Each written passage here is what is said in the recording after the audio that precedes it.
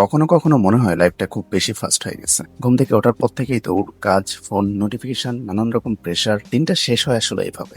তো মাথার ভেতরে একটা নয়েজ থেকেই যায়। এই জন্য হঠাৎ করে বের হয়ে পড়লাম, কোনো হেভি প্ল্যান নিয়ে না, জাস্ট একটুখানি সবকিছু থেকে ডিসঅ্যাপিয়ার হওয়ার জন্য। আমার মনে হয় মানুষ মাঝে মাঝে শহর থেকে না, আসলে নিজের মাথা থেকে ব্রেক নিতে চায়। পাহাড়ে ওঠা জিনিসটা ফানি, দূর থেকে খুব সুন্দর লাগে, কিন্তু উঠতে গেলে বোঝা যায় আমাদের ব্রেথ আসলে কতটা শর্ট। আমাদের লাইফটা অনেকটা এমন, দূর থেকে অন্যের জীবন অনেকটাই পারফেক্ট লাগে, কিন্তু কাছে গেলে বা তার গল্প শুনলে বোঝা যায় সেও কিছু না কিছু ক্যারি করতেছে, হয়তো কিছু নিয়ে স্ট্রাগল করতেছে। একটা সময় ছিল সবকিছু প্রুভ করার একটা রাশ ছিল নিজের মধ্যে, বাট এখন শুধুমাত্র পিস খুঁজি। আর এইসব জায়গায় আসলে বোঝা যায় আমরা কত আননেসেসারি জিনিস নিয়ে স্ট্রেস নিই, বাট শেষে দরকার হয় খুব বেসিক কিছু, জাস্ট সাইলেন্স, শান্তি আর নিজের কিছু মানুষ।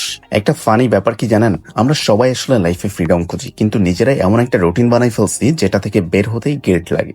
আগে একটা সময় মনে হইতো সাকসেসফুল হওয়া মানেই হয়তো বা বিজি হয়ে যাওয়া, বাট এখন ব্যাপারটা ভিন্নভাবে দেখি। যার মাথা আসলে যত বেশি শান্ত, ওই মানুষটা আসলে সব থেকে লাকি। অ্যাকচুয়ালি আমরা এমন একটা জেনারেশনে আছি যেখানে প্রতিটা মানুষ টায়ার্ড, কিন্তু থামতে ভয় পায়। আমার মনে হয় অ্যাডাল্টহুডের পর মানুষ হ্যাপিনেস না খুঁজে, ইনার পিসটাই বেশি খুঁজে।